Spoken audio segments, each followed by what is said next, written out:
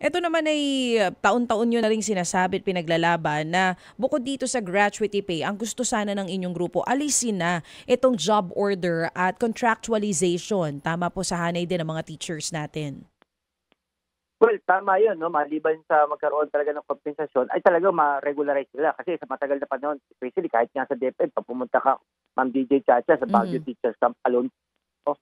Ay 46% andyan ang mga tinatawag na walang walang employee-employee relationship, no? Correct. Kaya ibig sabihin, hindi sila nakakatanggap ng mga ibang mga bonuses katulad ng mga pinag-uusapan natin. Oo. Pero eto nga, ngayon merong matatanggap itong mga JO at contractual pero hindi kasama yung mga nasa LGU.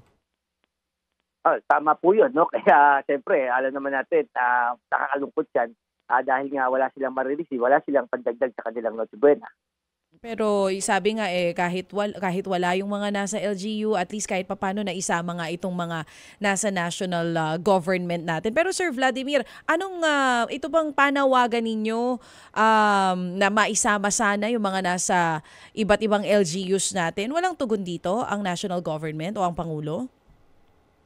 Actually, sa matagal na panahon, 'no, particularly sa DepEd, ang panawagan talaga natin, maging Mm-mm. regular sila sa mga kompensasyon, no? Mm-mm. Pero ano, 'no, nakakausap ng partikular sa DepEd 'to, 'no, di pa tayo nakakausap, buhat na naging DepEd Secretary si Secretary Angara.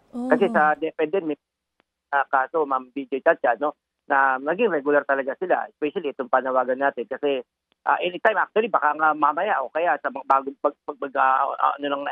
New Year ay wala na rin sila sa mga trabaho kasi nga ay ano sila, mga ilang buwan lamang sila nagtatrabaho. Mhm, mhm. So hanggang ngayon hindi niyo pa rin po nakakausap ang DepEd, maging ang ating bagong DepEd Secretary dito po sa mga concerns ng inyong grupo?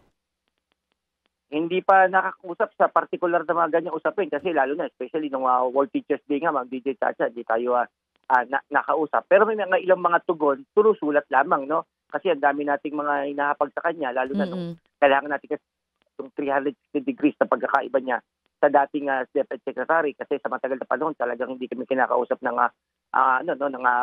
dating secretary, ngayon ay Vice President. Yun sana hinihingi namin sa kanya, no? Oo. At ito yung isa, especially kaysa namin sa usapin ng yung pagbabawas talaga ng budget, no, sa BICAM committee.